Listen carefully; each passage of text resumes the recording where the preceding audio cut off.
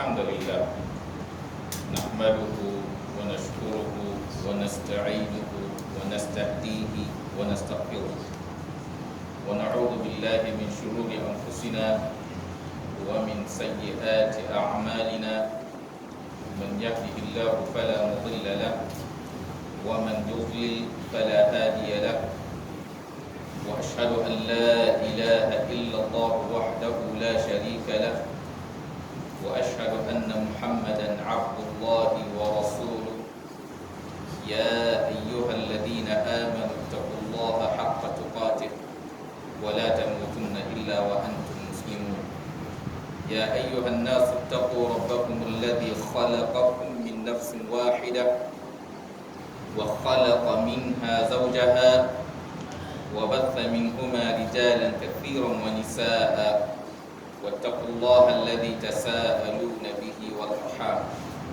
إن الله كان عليكم رقيبا يا أيها الذين آمنوا اتقوا الله وقولوا قولا سديدا يصلح لكم أعمالكم ويغفر لكم ذنوبكم ومن يطع الله ورسوله فقد فاز فوزا عظيما أما بعد فإن أصدق الحديث كتاب الله وخير الهدى هدي محمد صلى الله عليه وسلم وشر الأمور محدثاتها وكل محدثة بدعة وكل بدعة ضلالة وكل ضلالة في النار أما بعد.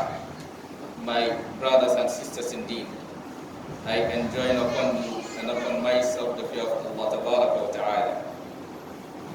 Inshallah, our sermon today will be focusing on the need for each and every one of us to be part of those who will be source of, progress for the world. To be part of those who will be source of peace to the world. That is, to be part of those who will act towards organizing the affairs of the world towards success. So each and every one of us need to check himself. We need to, examine ourselves, ask ourselves, which side do we belong to? Do you belong to the side of those who work towards success of the world? Are you part of those who work towards progress of the world? Are you part of those who work towards, making the world a better place? Or you are part of those who commit mischief in the world? Are you part of those who encourages or who spread evil in the universe? It is a very important question that each and every one of us need to be asking himself. And I will tell us why it is very, very crucial for each and every one of us to be concerned with that. As we keep reminding ourselves from time to time, your hereafter is determined by your life in this world. This world is a place where you build your hereafter. It is in this world you build the kind of house you will live in when you die. You are not going to build it when you die. And the kind of house you will have over there is determined fundamentally by the kind of life or the kind of action you do in this life. And that is why the Messenger sallallahu alaihi wasallam said to us in a hadith that Al-Kayyis, he said, the wise one the intelligent one, the sensible one, is who? He said, Man dana aw hasaba nafsa. He said, the wise one, or the clever one, or the sensible one, or the intelligent one, is the one who scrutinizes himself, who examines himself, he checks himself.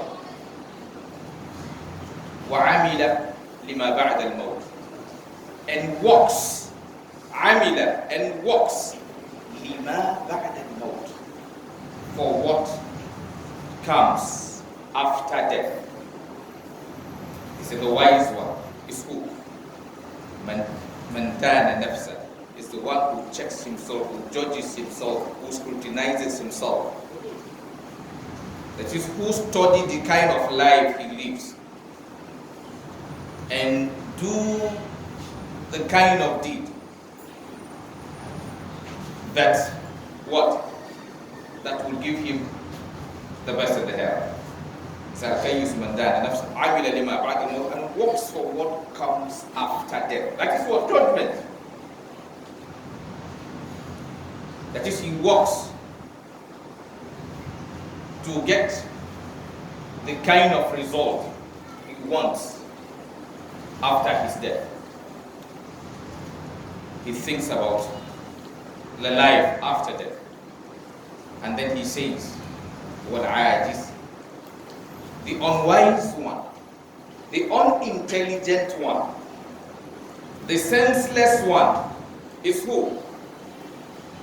Man atba'a nafsahu hawaha, is the one who follows his whims and caprices, is the one who follows his selfish desire.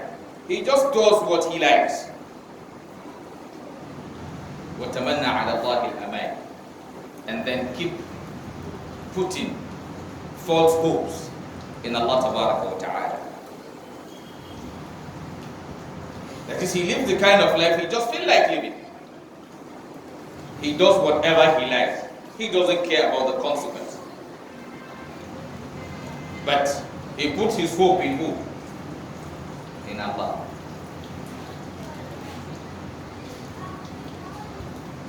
He does whatever he likes. He will say what? He will always remember. What the verse he remembers, or the part of the Quran he remembers, is what? Inna Allah ghafurur rahim. Allah Tabaraka wa Ta'ala is oft forgiving and what? Most merciful. That's what he always remembers. He will not remember the other portion, which even came first before the last, this part.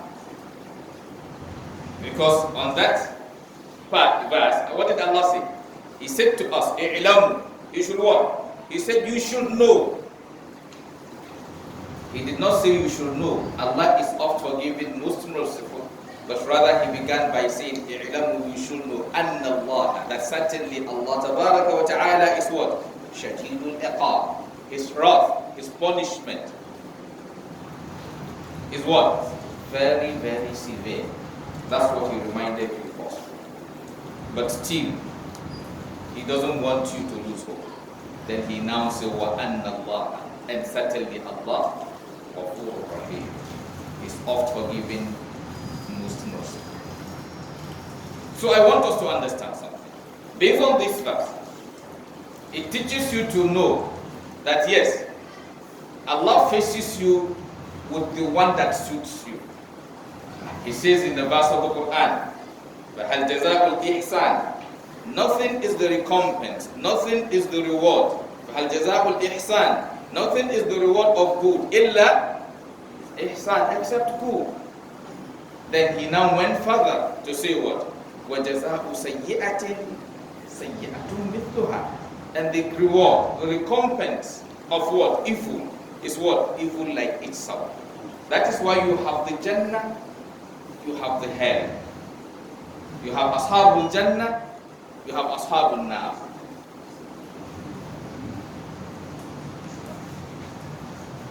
So my brothers and sisters indeed, and also there's one thing we must realize. Someone may say, okay, how can I sometime or somehow figure out what category of people I belong to? There is one hadith. When we scrutinize that hadith, when we study that hadith, when we analyze the hadith, we study that hadith, understanding, so it also guides us towards being able to figure out somehow which group we belong to.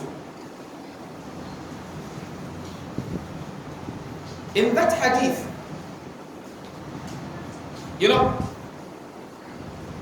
to belong to the good people or to the good side, that means you belong to the group of people who do things that what? Make Allah to what? To organize our affairs for us. In life, our life has two aspects. Certain aspects of our lives, Allah is in charge. He did not give you option. You can't do anything about it. He is 100% in charge of how it goes. And certain aspects of your life, He gives you room to do what you like. And He judges. It is that one He judges you with. The one He is in charge, you are not responsible for however it goes. And He does not judge you on the day of judgment based on that. That is why nobody will enter Jannah because he's an Arab man. Nobody will enter Jannah because he's an Englishman. Nobody will enter Jannah because he's a Hausa man. Nobody will enter Jannah because he's a Yoruba man. Nobody will enter Jannah because he's an Igbo man or any tribe he belongs to. Because it is Allah who created us and God brought out those tribes. جَعَلْنَاكُمْ شُعُوبًا وَقَبَائِلَ لِتَعَارَفُوا إِنَّ أَكْرَمَكُمْ عِنْدَ اللَّهِ أَتْقَاكُمْ. So it's not your own making. So nobody goes to hell because he's black or white, or because he's tall or short, or because he is not an Arab, or because he's an Arab. Because those things are God's work. So He is in charge of His work, and He takes responsibility for His work. He doesn't shoulder you with the responsibility.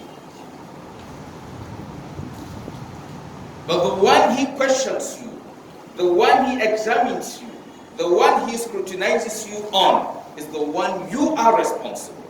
You are directly responsible. And that's why He told us in a verse of the Quran that لا تزر وازرة وزر أخرى وأن ليس للإنسان, nothing is for man إلا ما سعى, except what he does, not what God does. ليس للإنسان, nothing is for man. That is, you are not going to be accountable for anything except what you do. وَأَنَّ سَعْيَهُ, it is his own deed. So for Yura, that is going to be what? He's going to be made to see. And what happens after that? Then he says, يُجْزَاهُ جَزَاءً أَوْفَى, and he's going to be, to be compensated. He's going to be rewarded in accordance.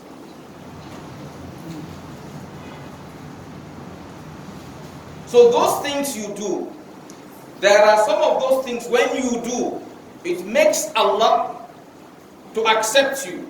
It makes Allah to be happy with you. And it makes you to help you organize your life. I want us to do. There are certain aspects of organization of your life, Allah is in charge. Yes. You may do whatever you like. It doesn't change anything. Those are the things we call what? Destiny. Khairihi wa sharrihi. Some people are rich, but it's monetary wise, because Allah have destined they will be rich. What he did to be rich, another person will do, he will not be rich, because that person, Allah have not written for that person to do, is to get his own money through that channel.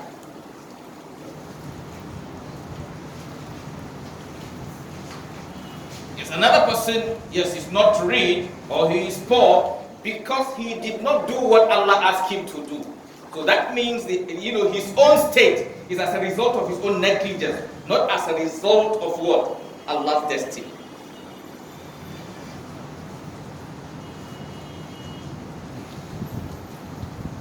But if you've taken all the steps Allah commands you to take to seek for wealth, and you remain at one level, then that is what Allah has written for you. Because no matter how hard you try, you can gather more than what Allah has written for you. And what Allah has written for somebody, do everything to bring him down, is a means of elevating the person. We have the case of Prophet Yusuf, alayhi salatu wasalam. Everything, every step taken by his brother to bring him down were actually steps to elevate him.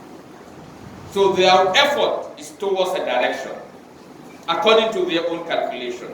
But Allah is using that calculation to give him a different situation.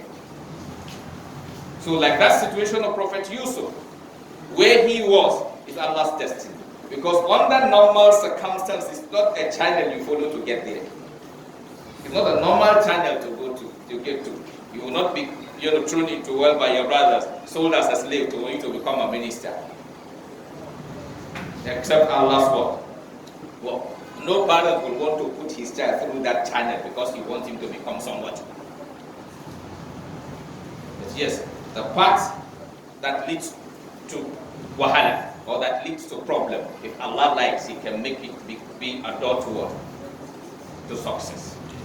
And the path that leads to success physically, if Allah likes, He can make it to become another thing. So my brothers and sisters, indeed, we are in a chaotic world. We are in a chaotic situation that all of us, we are praying and struggling to get out of it. But we also need to know or check ourselves. How do we get out of it? We want to have a peaceful world, we want to have a happy world, then we need to also understand there are certain actions that brings about that. And like I said in this hadith, in that hadith the Prophet is saying that man kanat ad-dunya hamma, man kanat ad-dunya hamma, ja'ala Allah ghinahu fi qalbi. من كانت الدنيا هم أو كما قال صلى الله عليه وسلم جعل الله غناه في قلبي وجمع له شملا أو جمع له أمرا وأتته الدنيا وهي راغمة ومن كانت الآخرة the first one says من كانت الآخرة همّا من كانت الآخرة همّا جعل الله غناه في قلبه وجمع له شملا أو جمع له أمرا وأتته الدنيا وهي راغمة ومن كانت الدنيا همّا جعل الله فقره بين عينيه وفرق له أمرا أو شملا ولم تأته من الدنيا إلا ما كتب له أو ما قدر له. If you want to know the side you belong to, now check yourself. Your ultimate goal, what you want to achieve in life, your ultimate desire in life. Yes, we may have many desires. Our desires are uncountable, no problem. But the ultimate one, your primary goal, your primary aim of living, what you can never sacrifice for anything, ask yourself, what is that thing? If your ultimate goal is what? Is Allah, is the hereafter. You know, when we say hereafter, it means what? Allah. If your ultimate goal is Allah, then definitely you are one of those who are what? Building the world.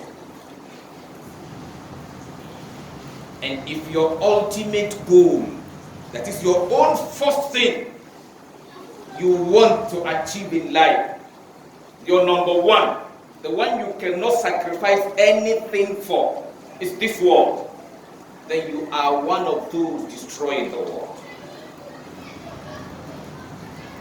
That is even in terms of achievement, in terms of goal, in terms of focus.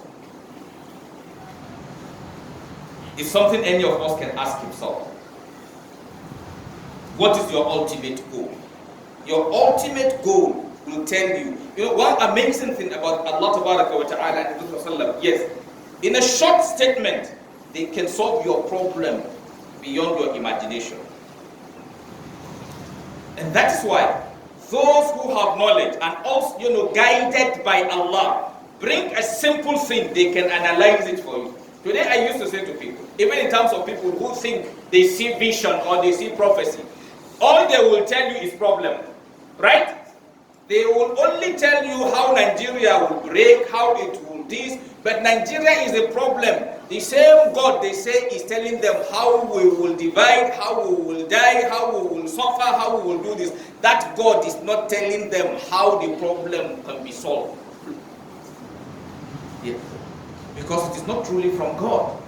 Look at Prophet Yusuf alayhi salatu wasalam. In the dream only tells him how in 7 years you will have produce, right? And 7 years, after 7 years of produce, 7 years will follow without something. With what? With less produce. In that same dream, he got the solution.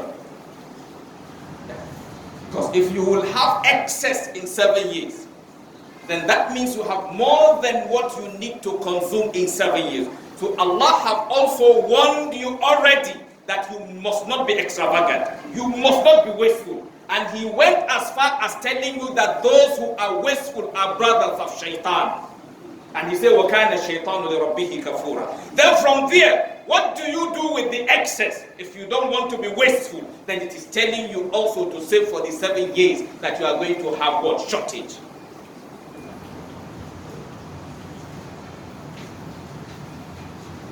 Yes.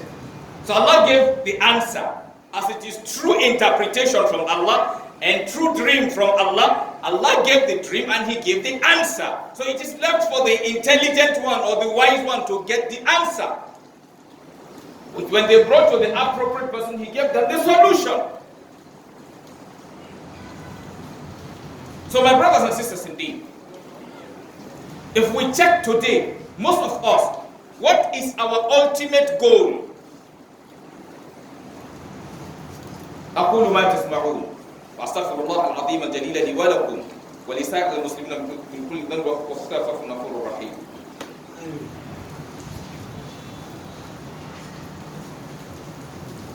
الحمد لله رب العالمين والصلاة والسلام على رسول الله وعلى آله وصحبه ومن والاه أما بعد عباد الله أوصيكم نفسي بتقوى الله عز وجل. Yes, let me, and I did not translate the hadith. I will translate the hadith, then we can picture what I mean from the hadith. In that hadith, what is the Prophet saying? He said, whoever makes the world the hereafter, that is, whoever makes Allah his ultimate goal, his ultimate objective, his primary goal to achieve in life, what will happen? He says, Allah Tabaraka wa Ta'ala will bring, will put his what? Wealth. That is, his wealth in what? In his heart. It's al-ghina ghina nafs.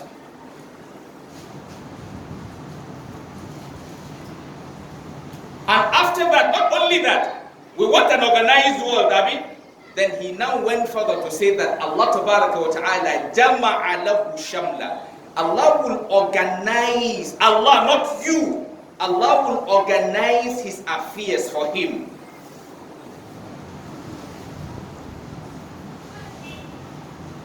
Because your goal is him, then he takes charge of your life. Allah said, وَمَنْ لَمْ يَجْعَلِ اللَّهُ لَهُ نُورًا فَمَا لَهُ مِنْ نُورٍ. Whomever Allah did not show light, you can never see light. Like I said, in terms of education, in terms of certificates, currently we have more than the older generation. But the older generation are more organized than us. Because apart from your own plan, Allah is making his own plan. Because he said, وَمَكَرُوا وَمَكَرَ اللَّهُ. And what did he say? وَاللَّهُ خَيْرُ الْمَاكِرِينَ. He said, وَمَا تَشَاءُونَ إِلَّا أَنْ يَشَاءَ اللَّهُ. You can win something. But yes, it doesn't work except with Allah's word, permission. And for him to put barakah into anything you do, the condition is that you must be submissive to him. Barakah comes from only submission to Allah.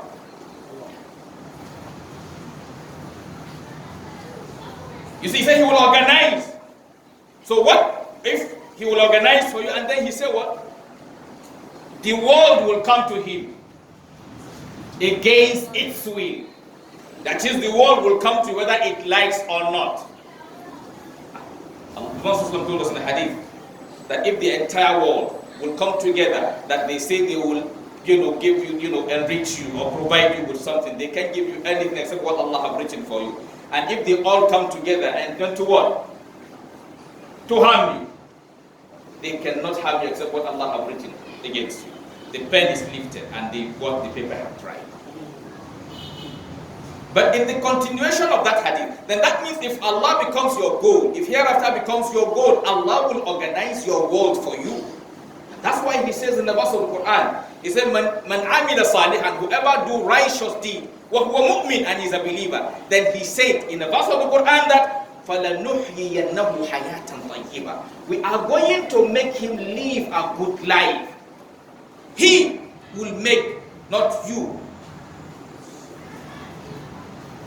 وَلَنَجْزِيَنَّهُمْ أَجْرَهُمْ بِأَحْسَنِ مَا كَانُوا يَعْمَلُونَ. Then he now went further in that hadith to say what? وَمَنْ كَانَتِ الْآخِرَةُ دُنْيَا هَمًّا. Whoever makes the world his ultimate goal, جَعَلَ اللَّهُ فَقْرَهُ بَيْنَ عَيْنَيْهِ. Allah will put his poverty before his face. There are billions today, but everybody is still feeling what? Empty.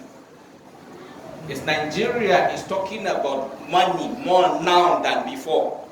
The budget presently is more than the budget before.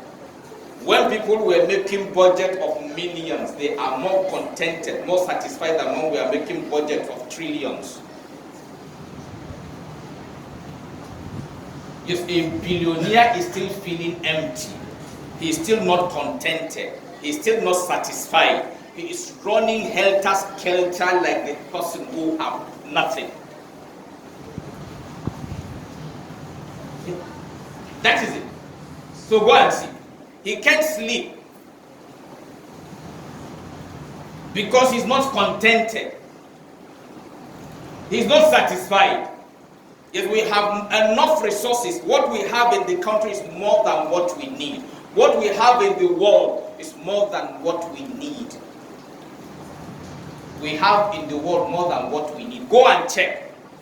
As millions are somewhere suffering, billions or trillions are wasted somewhere. Go and check.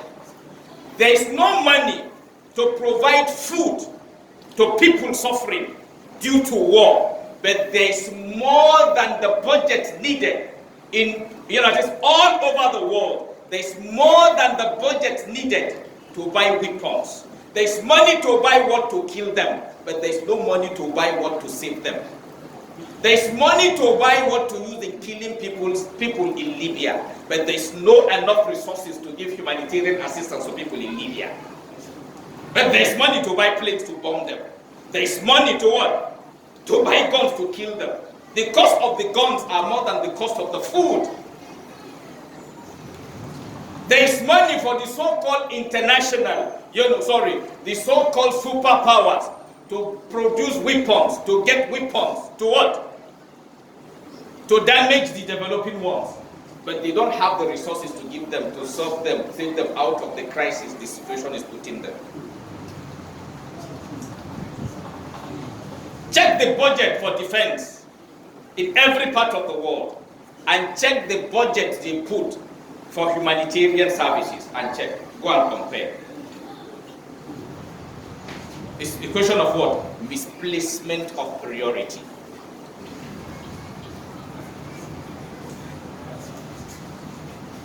That's the problem. Because, yes, we are ready to spend anything to defend our material things at all costs, not fighting at all costs to get Allah's favor. Because the one who is fighting at all costs to get Allah's favor, there are things he may want to do. He's stopping them because he's afraid of the day he will stand before Allah to answer the questions. He will avoid taking lives.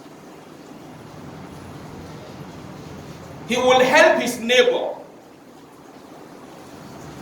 The older generation, let's see how they live their life. And that is why there are so many things, like as I do say, character-wise, we need to go back to the older generation. The older generation are character-wise more intelligent, more developed than us. We need to understand this. Technologically, let us say we go higher than them, no problem. I'm not saying drop your phone, go back. Go back to your analog, I'm not telling you that. Yes. Technologically, let's move on. But character-wise, that is mentally, behaviorally, we need to go back. Nobody today can be better character-wise than Muhammad sallallahu alaihi wasallam. It's not available. So the best of character, the closer your character is to that of the messenger, the better you are as a Muslim. So you don't need to go further, you go back. Character, go back. Deen, go back, don't go forward. Because going forward, you are only going to destroy the deen, going to destroy Islam, going to destroy the world. You create more confusion. Go back to the source. Allah said, وَإِنَّكَ لَعَلَى خُلُقٍ عَظِيمٍ. So you cannot tell me this generation is better than the Sahabas. It's not possible. And the next generation will be worse than us, except if they go back to the older generation. Check even community security. Hunger is not as like now. In community, people sit together and eat. Sometimes when there is no food in a particular house, there is a place they meet, you will still eat. But today, your neighbor will eat and throw it in the dustbin. He doesn't even care to ask whether you have food or you don't have food. He's okay. To him, things are bad if he is suffering. But if he is okay, let the whole world die. Everything is moving fine. He is achieving. So my brothers and sisters, indeed, it's not easy doing the right. They say nothing good comes easy. That's the truth. We want to save our world. It's not going to come easy. It's not going to come without a price. We all have to sacrifice. We all need to shift back to seeing how we can build our communities. How can you save people from hunger? How can you give people security? How can you avoid harming others? How do you love others? Like yourself. You are not a believer until you like for your brother what you like for yourself. You want to enjoy and you want others to suffer. You are okay when you see people suffering and then you are enjoying. A sensible person, he feels disturbed when he sees people suffering. That's why you have the Sahaba, somebody giving the last food he has in his house. We now, even the excess we can give out. What kind of generation are we? How are we better than the older generation? How are we developing? Our improvement or our modernization or civilization is nothing beyond what Hausa call Shigaban Mihakaritia.